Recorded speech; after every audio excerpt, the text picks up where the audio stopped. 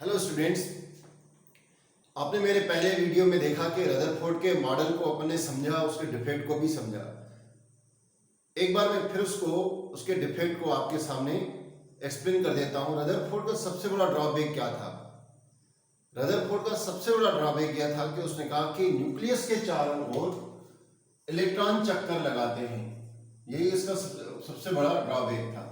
Nucleus के चारों ओर electron चक्कर लगाते हैं और उसी तरीके से लगाते हैं जिस तरीके से प्लैनेट्स चक्कर लगाते हैं सन के चारों ओर। अगर प्लैनेट्स सन के चारों ओर चक्कर लगाते हैं तो क्योंकि जितने भी प्लैनेट्स हैं उनके ऊपर चार्ज नहीं है, पहली बात।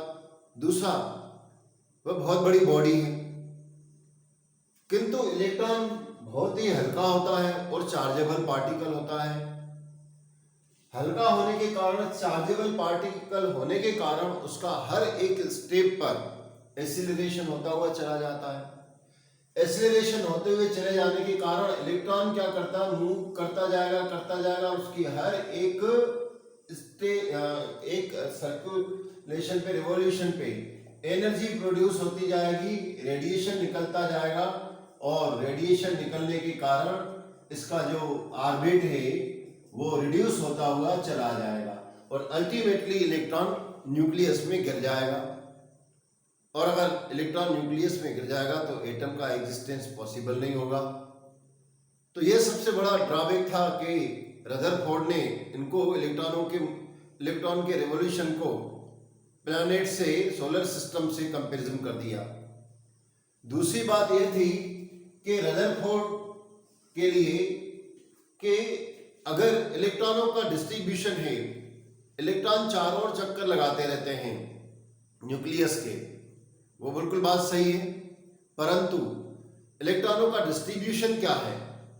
मींस क्या एक साथ, जैसे अगर सोडियम की बात की जाए तो क्या सोडियम के सारे इलेक्ट्रॉन एक साथ न्यूक्लियस के चारों ओर चक्कर लगा रहे होते हैं? मींस किस तरीके से इलेक्ट्रॉन चक्कर लगा रहे होते हैं, कहां पर कितने इलेक्ट्रॉन होने चाहिए, किस साइड पर इलेक्ट्रॉन होने चाहिए, उनके पाए जाने की पॉसिबिलिटी न्यूक्लियस के चारों ओर कैसी होनी चाहिए, रदरफोर्ड ने वो नहीं बता पाया। उसके बारे में रदरफोर्ड ने एक्सप्लेनेशन नहीं किया। Third drawback means distribution. पहला तो ये वाला था, डिस्ट्रीब्यूशन इलेक्ट्रॉनों का कैसे होता है, डिस्ट्रीब्यूशन के बारे में रदरफोर्ड चुप रहा, रदरफोर्ड ने एक्सप्लेन नहीं किया। थर्ड, रदरफोर्ड के लिए सबसे बड़ी ड्रॉबैक यह बाद में प्रूफ हो गई जब नील बोर के लिए एक बहुत बढ़िया कंसेप्ट आ गया था, वो था dual nature of light. Niels Bohr ने जो कंसेप्ट दिया था उसमें क्या हुआ था कि दो बातें उसके लिए पॉजिटिव हो गई थी। उसी के बेस पे उसने अपने फार्मूले को फार्मूलेटेड कर दिया, अपने एटॉमिक मॉडल को फार्मूलेटेड कर दिया। दो बातें नील बोर के लिए प्लस पॉइंट थी बोर के लिए। कौन सी? एक तो सबसे पहले ड्यूअल नेचर ऑफ लाइट, इसके ऊपर स्टडी हो चुकी थी। तो बोर ने इसको अपने माइंड में इस कंसेप्ट को रखा। और दूसरा, एटॉमिक स्पेक्ट्रम आ चुका था। स्पेक्ट्रम कैसे होता है, एटम का स्पेक्ट्रम या लाइट का, अपन एटॉमिक को न कहते हुए अपन यहां पर बोल सकते हैं लाइट का स्पेक्ट्रम। तो बोर को ये दोनों कंसेप्ट मिलने के बाद ये जो एटॉमिक स्पेक्ट्रम है, जिसको अपन, मैंने कहा कि थोड़ी देर के लिए अपन मान लेते हैं कि लाइट का स्पेक्ट्रम, तो बोर को ये कंसेप्ट जो ये आया तो ये ही पॉइंट यहां के लिए नेगेटिव हो गई। मतलब किसके लिए? रदरफोर्ड के लिए। रदरफोर्ड के लिए यही कंसेप्ट क्या हो गया? नेगेटिव हो गया। क्या नेगेटिव हो गया? क्योंकि एटॉमिक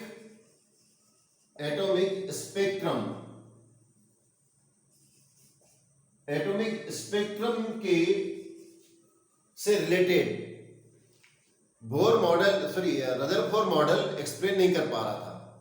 मींस रदरफोर्ड मॉडल हमें यह नहीं बता पा रहा था कि इस स्पेक्ट्रम किस प्रकार से किसी एटम का या किसी गैस को अपन जब हीट करते हैं और किसी प्रिज्म में पास करते हैं तो स्पेक्ट्रम क्यों आता है। ये तीन इसके ड्रॉबैक को लेकर बोर ने इन दो कंसेप्ट को अपने साथ लेकर इसके बेस पे जो nature of light, atomic spectrum को लेकर एक एटम के लिए नया मॉडल प्रपोज किया जो बहुत ही ज़्यादा एक्सेप्टेबल है। उसके भले कुछ ड्रॉबैक हैं किंतु उस ड्रॉबैक को भी यूं मान सकते हैं कि ओवरकम करके आगे उसको बढ़ाया गया। तो बोर के एटॉमिक मॉडल को समझने से पहले हम सबसे पहले नेचर ऑफ इलेक्ट्रोमैग्नेटिक वेव्स को समझेंगे। मैं इसको रब करने जा रहा हूं। नेचर ऑफ लाइट को अपन देखें, नेचर ऑफ इलेक्ट्रोमैग्नेटिक वेव्स लिख देता हूं मैं। Nature of electromagnetic waves. क्या हुआ था कि सबसे पहले लाइट के बारे में, लाइट के नेचर के बारे में स्टडी की गई और इसके बारे में जानकारी दी गई। वो थे न्यूटन। न्यूटन ने दी सबसे पहले। न्यूटन का क्या कंसेप्ट था?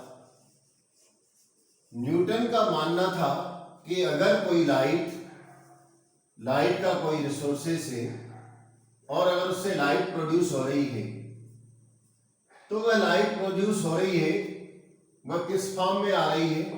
उसका मानना था कि लाइट जो है पार्टिकल्स के रूप में, जिसको उसने कार्पल्स कहा,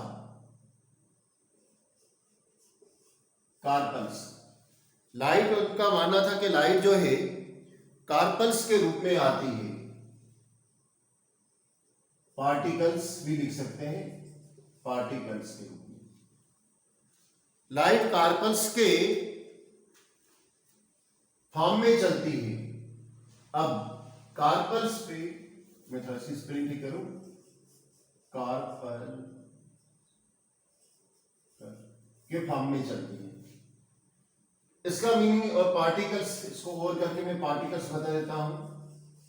अरे पार्टिकल्स मीन्स लाइट के सोर्स से लाइट पार्टिकल्स के रूप में निकलती है, पहली बात। और ये जो पार्टिकल्स हैं वो वेटलेस होते हैं, वेटलेस पार्टिकल्स होते हैं। पहली बात तो यह बोली। दूसरी बात कि लाइट की रे हमेशा स्ट्रेट लाइन में प्रोपगेट होती है, मूव करती है स्ट्रेट लाइन में, स्ट्रेट लाइन में प्रोपगेट होती है या मूव करती है। मैं मूव लिख देता हूं। और थर्ड बात जो उसने बोली थी कि लाइट रे की इंटेंसिटी, जो इंटेंसिटी होती है लाइट की, लाइट की इंटेंसिटी, वो इंटेंसिटी मोर होती है डेंस मीडियम में, more in dense medium compare to rare medium. Rare medium के कंपैरिजन में लाइट की इंटेंसिटी डेंस मीडियम में ज्यादा होती है। इन तीन कंसेप्ट को लेकर न्यूटन ने जो कंसेप्ट दिया उसको कार्पल्कुलर थ्योरी के नाम से जाना जाता है या पार्टिकल्स की थ्योरी के नाम से जाना जाता है। न्यूटन ने यह थ्योरी दी थी 1675 में और इस थ्योरी के ऊपर 1800, यहां समझ लीजिए कि ये 1887 में इसका कंसेप्ट आएगा। पहले 87 के बजाय अपन इसको 1800 के आसपास मान लेते हैं, बाद में 1700 के आसपास मान लेते हैं। हाइजेन ने इसकी इस थ्योरी को, आप चाहे तो इसके कंसेप्ट लिख सकते हैं इसको, मैं इसको रब कर रहा हूं। उसके बाद कई सालों के बाद हाइजेनबर्ग ने wave theory the.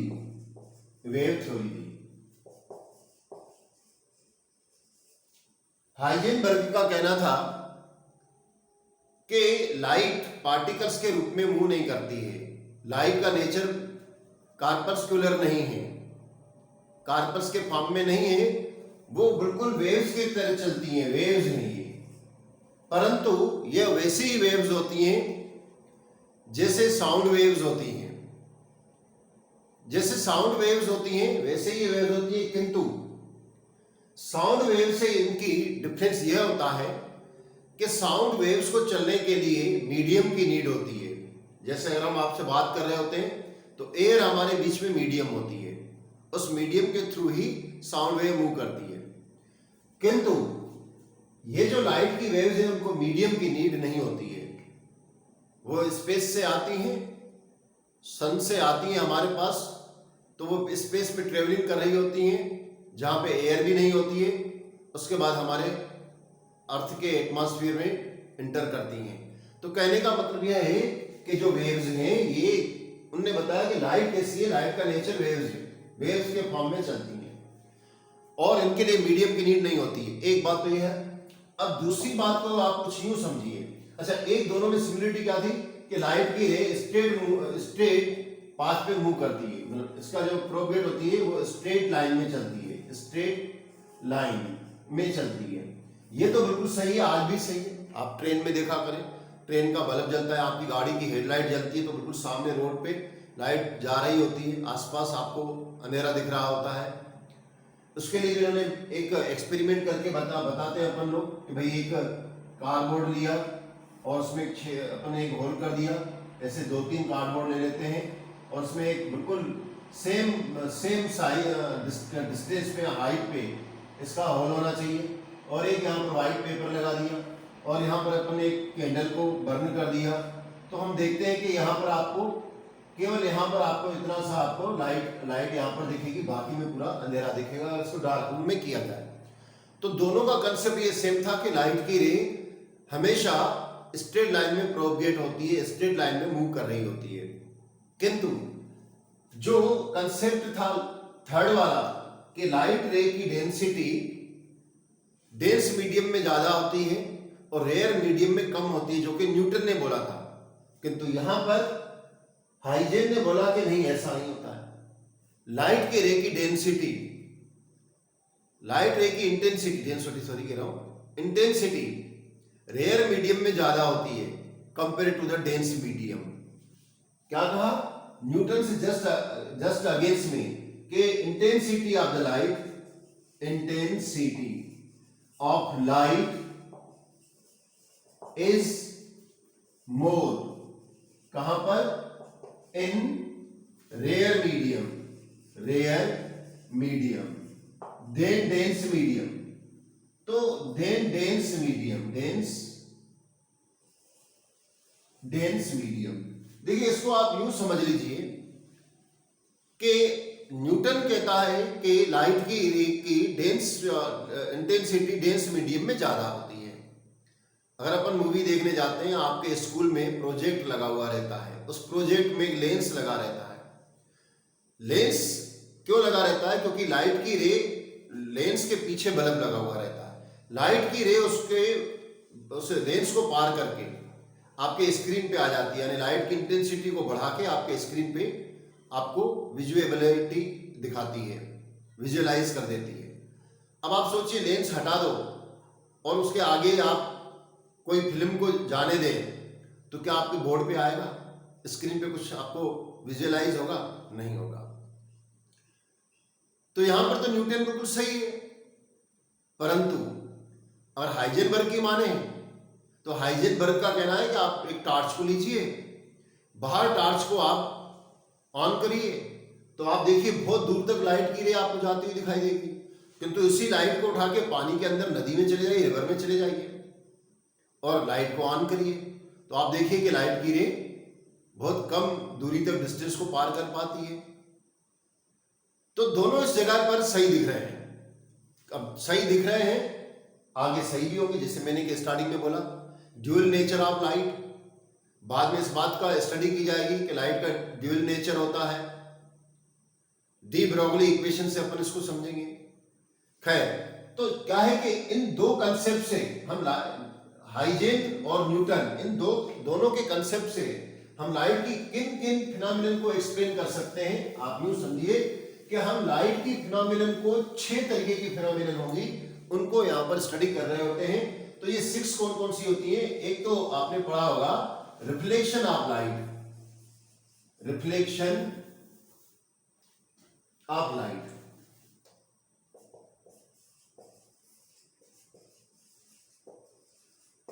Reflection of light एक फिनोमिनन तो यह है।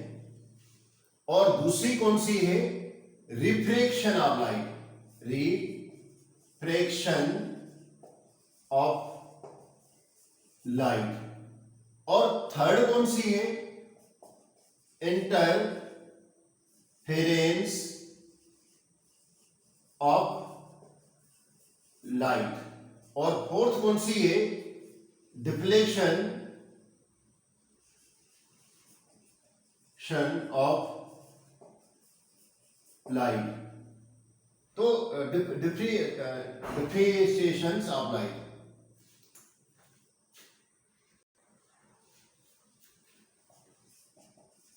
डिफ्रेक्शन ऑफ लाइट, वैसे पोलराइजेशन भी समझेंगे अपन इससे। फिफ्थ ये भी अपन चलो लिख देता हूं मैं, पोलराइजेशन ऑफ लाइट। और फिफ्थ जो है आपका क्वांटम थ्योरी, यानी क्वांटम या पहले फोटो इलेक्ट्रिक इफेक्ट। और नेक्स्ट देता हूं ब्लैक बॉडी रेडिएशन। ये 6 फिनोमिनन हैं जो लाइट से रिलेटेड हैं। 1 2 3 4 5 6 7 जो लाइट से रिलेटेड हैं। अब इसमें जो पहली दो हैं, इससे हम न्यूटन के कंसेप्ट को समझ सकते हैं, यानी न्यूटन के कंसेप्ट से हम इन दोनों को एक्सप्लेन कर सकते हैं। और बाकी जो 3 हैं, इसको हम हाइजेन के कंसेप्ट से समझ सकते हैं। और इनमें जो फोटो इलेक्ट्रिक इफेक्ट है, ये हम आइंस्टाइन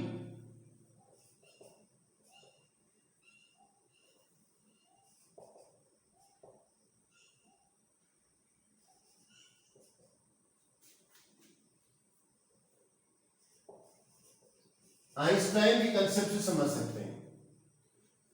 और ये वाला जो ब्लैक बॉडी है, यह अपन प्लैंक के कांस्टेंट, प्लैंक्स थ्योरी,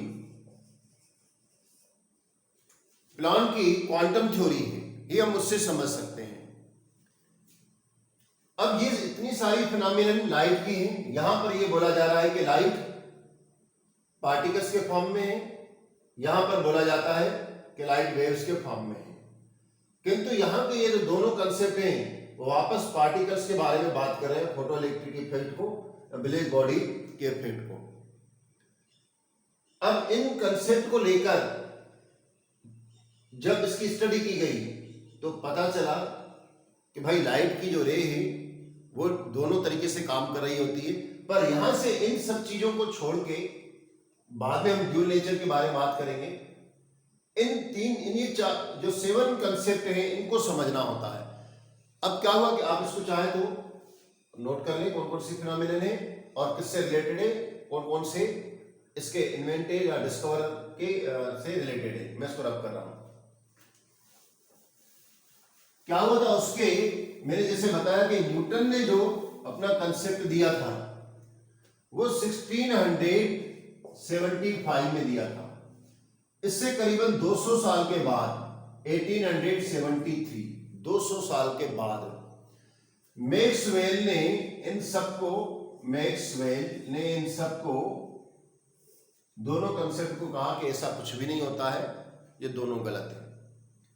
लाइट की रे कैसे प्रोपगेट होती है, लाइट का नेचर कैसा होता है, तो उसने बताया कि लाइट जो है जब चलती है तो वो ओसिलेटेड होती जाती है। ओसिलेटेड का मतलब होता है कि एक पॉइंट पे ऊपर नीचे बराबर, ऊपर जाना नीचे जाना, परपेंडिकुलर डिस्टेंस को पार करते ओसिलेट होते हुए चलती है। लाइट की रे जब ऊपर नीचे होते हुए चलती है तो जब एक कैसे चलती है, कभी यह ऊपर की ओर ये इलेक्ट्रिक फॉर्म में चलती है, लाइट इलेक्ट्रिक फील्ड प्रोड्यूस करती है, फील्ड में चल रही होती है। और जब नीचे चल रही होती है तो मैग्नेटिक और मैग्नेटिक। अब ये जरूरी नहीं कि नीचे, अब यहां मैग्नेटिक, फिर क्या हो जाएगा, ऊपर बनाएगी मैग्नेटिक फील्ड, मैग्नेटिक, और नीचे बना देगी इलेक्ट्रिक फील्ड। इसका मतलब है कि लाइट की रे, मैक्सवेल का कहना था कि लाइट की रे कुछ इस तरीके से चलती है, इस तरीके से लाइट की रे चलती है, मींस वह ओसिलेटेड होती है, ओसिलेटेड होती है लाइट की रे, और कभी यहां पर ऊपर कभी मैग्नेटिक फील्ड बनाती, इलेक्ट्रिक फील्ड में चलती है, इलेक्ट्रिक फील्ड प्रोड्यूस करती है, और कभी नीचे किया जैसे मैग्नेटिक फील्ड अल्टरनेट रूप से करती चली जाती है। यहां पर फिर मैग्नेटिक फील्ड बन जाएगा, मैग्नेटिक फील्ड, और यहां पर इलेक्ट्रिक फील्ड बन जाएगा।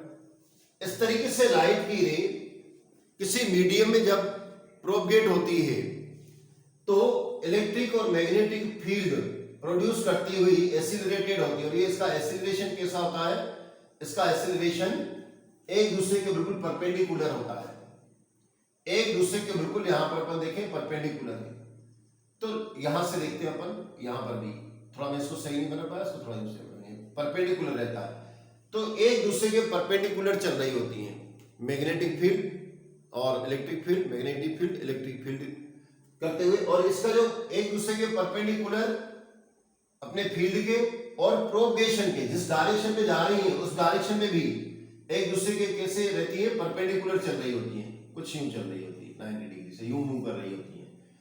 तो लाइट की रे, मैक्सवेल का कहना था कि लाइट की रे एक्चुअली इलेक्ट्रोमैग्नेटिक वेव्स हैं, लाइट की रेस इलेक्ट्रोमैग्नेटिक वेव्स हैं। जब वो मूव कर रही होती हैं तो एक दूसरे इलेक्ट्रिक और मैग्नेटिक फील्ड में ऑसिलेटेड होती हुई चली जाती हैं और एक दूसरे के बिल्कुल परपेंडिकुलर चल रही होती हैं, एक दूसरे के प्रति परपेंडिकुलर प्रोपगेट कर रही होती हैं।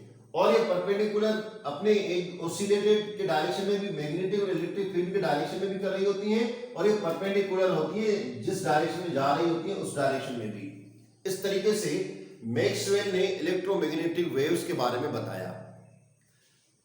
मैक्सवेल के इलेक्ट्रोमैग्नेटिक वेव्स को अब आप सोचिए करीबन 200 साल के बाद, और उसके बाद 1800 यानी कि 14 ईयर के बाद 1887 में हर्ट्ज ने इसके ऊपर इलेक्ट्रोमैग्नेटिक वेव्स के ऊपर, इलेक्ट्रोमैग्नेटिक वेव्स के ऊपर और एक्सपेरिमेंट किए, और उस एक्सपेरिमेंट के बेस पे उसने ढेर सारे कंसेप्ट को क्लियर कर दिया। इस तरीके से लाइट की रे को इलेक्ट्रोमैग्नेटिक वेव्स के रूप में जाना गया। मैक्सवेल ने उसको इलेक्ट्रोमैग्नेटिक वेव, फिर से बच्चों ध्यान रखो क्या बताना कि अकॉर्डिंग टू द मैक्सवेल क्या होता है कि लाइट की रे propagate in the form of electromagnetic waves, they oscillated in electric and magnetic field perpendicular, they oscillated perpendicular electric and magnetic field with each other, and also perpendicular to direction of the propagation, जिस direction में वो propagation कर रही होती है, move कर रही होती है, उस डायरेक्शन में भी वो कैसी होती है, एक दूसरे के परपेंडिकुलर होती है। आप चाहें तो इसको नोट कर लें, मैं इसको रब करने जा रहा हूं। अब हम इस इलेक्ट्रोमैग्नेटिक वेव्स के कैरेक्टर देखेंगे क्या है। एक बात मैं और कंसेप्ट कर दूं, मैक्सवेल का कहना था कि जो लाइट की रे है ये वेव्स नहीं है, मैकेनिकल वेव्स नहीं है, ये इलेक्ट्रोमैग्नेटिक वेव्स हैं। अब इनके कौन कौन से कैरेक्टर हैं तो अपन उनको भी शॉर्ट में समझ लेते हैं। पहला अपन देखते हैं वेवलेंथ। ये वेवलेंथ क्या होती है, जब लाइट की रे मैंने आपको बताया मूव करती है तो कुछ इस तरीके से मूव कर रही होती है। तो ये ऊपर वाले भाग को अपन क्या कहेंगे, फिर से थोड़ा सही बना लूंगी, एक जैसे ही होने चाहिए।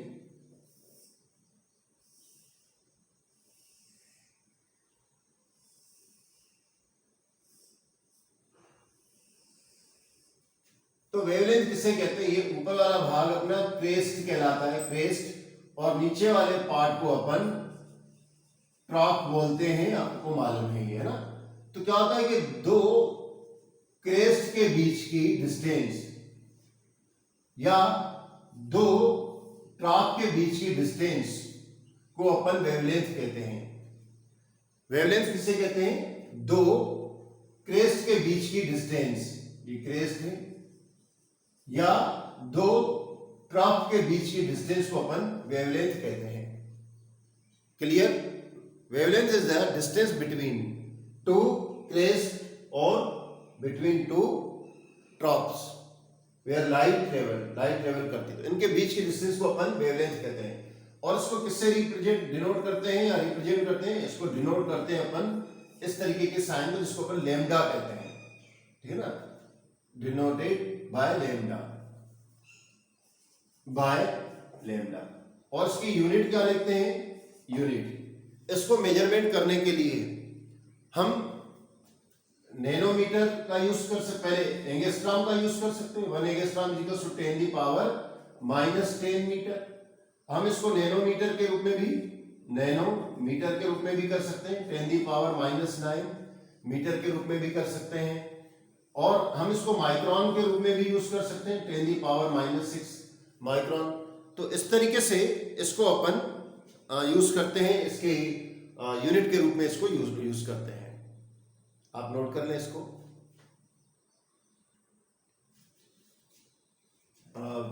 अब दूसरा है, सेकंड कैरेक्टर है इसका frequency. Frequency of light.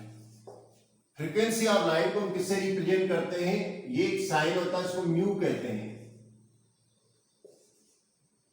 New के न्यू साइन से अपन इसको यूज करते हैं। ये फ्रीक्वेंसी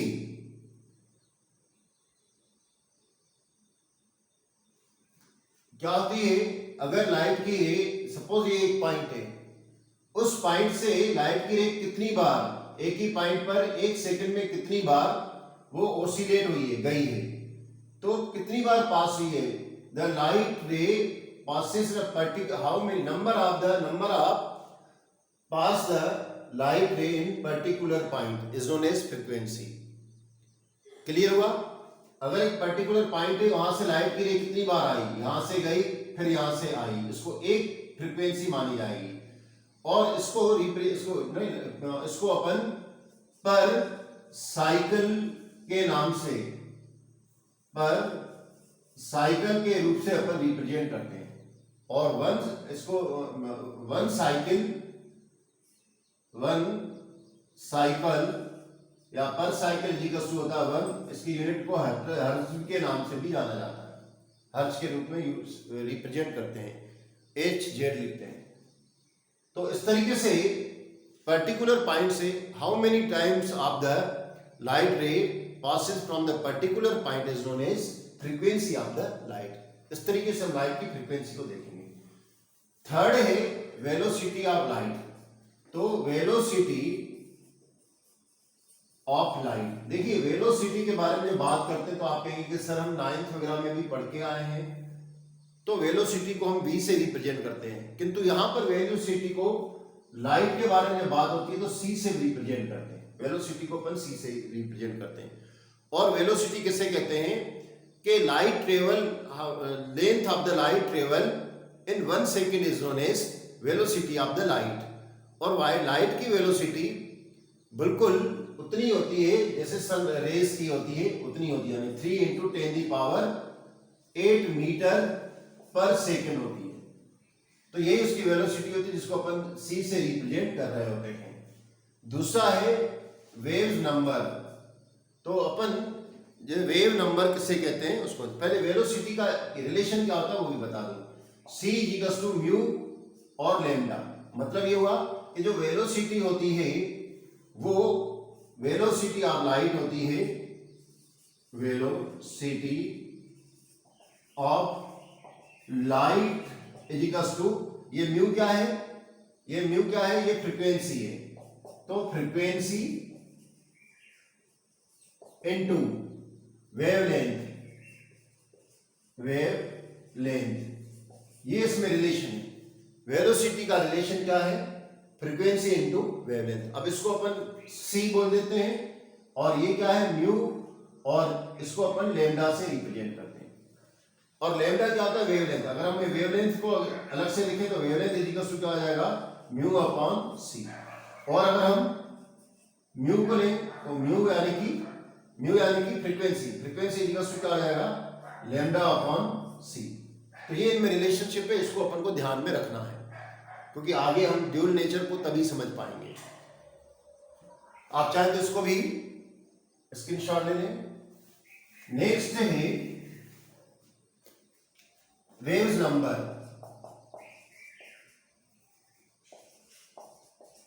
वेव्स नंबर्स का मतलब यह होता है कि एक पर्टिकुलर पॉइंट से लाइट की रे का, तो वेव्स नंबर जो रहता है मींस लाइट की जो रे है उसकी वेवलेंथ से इसका रिलेशन रहता है। वेवलेंथ से रिलेशन क्या, वेवलेंथ से रिलेशन रहता है कि पर सेकंड में कितनी डिस्टेंस से, लेंथ में वेवलेंथ कितनी वेव्स गई है, वेवलेंथ को पार किया है, उसको अपन वेव्स नंबर कहेंगे। मतलब यह हुआ कि द नंबर ऑफ वेवलेंथ पर unit length, number of wavelength in per unit length, यानी समझ लीजिए कि ये 1 मीटर लेंथ आपका 1 मीटर है, 1 मीटर लेंथ है, इसमें कितनी नंबर ऑफ वेवलेंथ आई है, 1 मीटर में कितनी वेवलेंथ बनी है, मतलब ये कितनी बनी है। अब जितनी बनी है ये नंबर बने, यानी कि ये एक वेवलेंथ हुई 1, ये दूसरी वेवलेंथ हुई 2, ये थर्ड वेवलेंथ हुई 3। तो 1 मीटर में जैसे ये 3 है तो ये क्या कहलाएगी, ये वेव नंबर कहलाएंगी। और ये पूरी डिस्टेंस ए से बी मैंने कितना बनाया, 1 मीटर। तो number of wavelength in per unit length is known as waves number. ये जो वेव्स नंबर होती हैं रेसिप्रोकल होती हैं किसके, वेवलेंथ। ये जो रेसिप्रोकल वेव्स नंबर, इसको पहले रिप्रेजेंट किससे करते हैं, इसको वेव्स नंबर को रिप्रेजेंट करते हैं अपन म्यू के ऊपर ऐसी बार लगा के, म्यू के ऊपर अपन बार लगा दें, इस तरीके से रिप्रेजेंट करते हैं। और ये रेसिप्रोकल वेवलेंथ हमेशा रेसिप्रोकल होती है वेवलेंथ के, waves number reciprocal of wavelength के। वेव नंबर किसे बोला, wave number reciprocal of wavelength के रेसिप्रोकल होती है।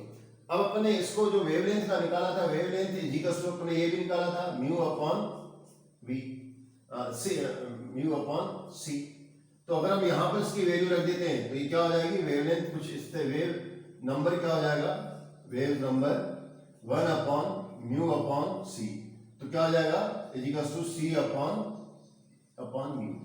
इस तरीके से भी अपन बता सकते हैं।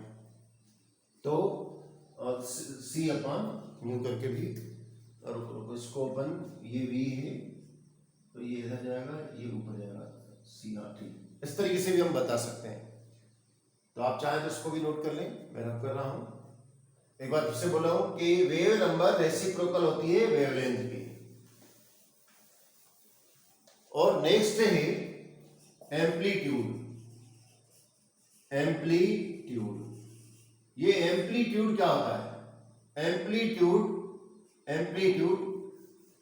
एम्पलीट्यूड का मतलब होता है कि ये मिडिल पॉइंट है और उससे कितनी हाइट पर,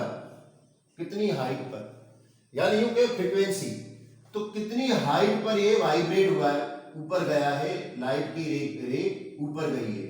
तो इसका मतलब क्रिस्ट की हाइट, ठीक है ना, क्रस्ट की हाइट और ये ट्रफ की हाइट। तो क्रस्ट की हाइट को और ट्रफ की हाइट को क्या बोलेंगे अपन, इनको अपन बोलते हैं एम्पलीट्यूड।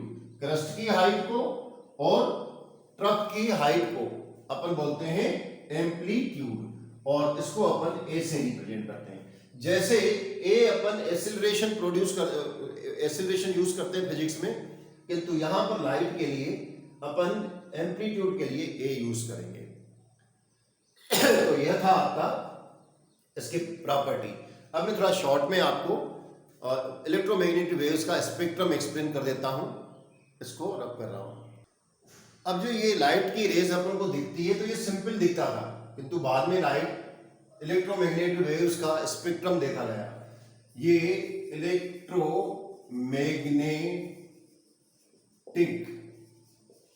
वेव्स का स्पेक्ट्रम है, स्पेक्ट्रम देखा गया।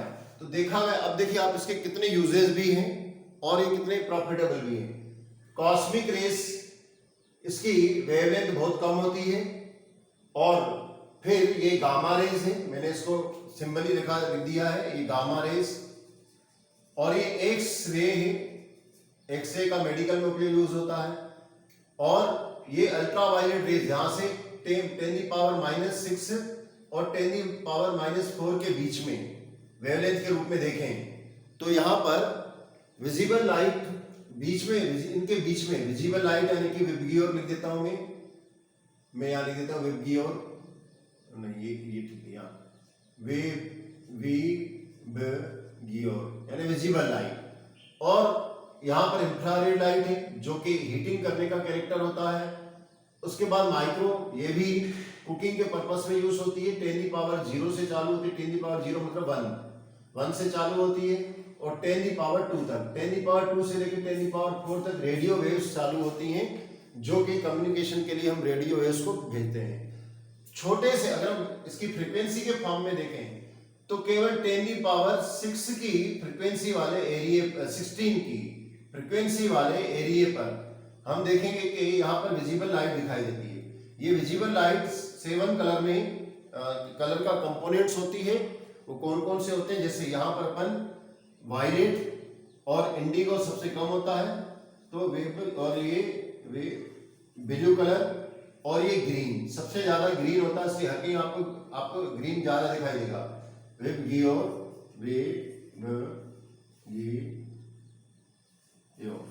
और ये आपका येलो दिखाई देगी, ऑरेंज दिखाई देगी, रेड दिखाई देगी। इस तरीके से इलेक्ट्रोमैग्नेटिक वेव्स का स्पेक्ट्रम देखा गया और उसकी स्टडी कर दी गई।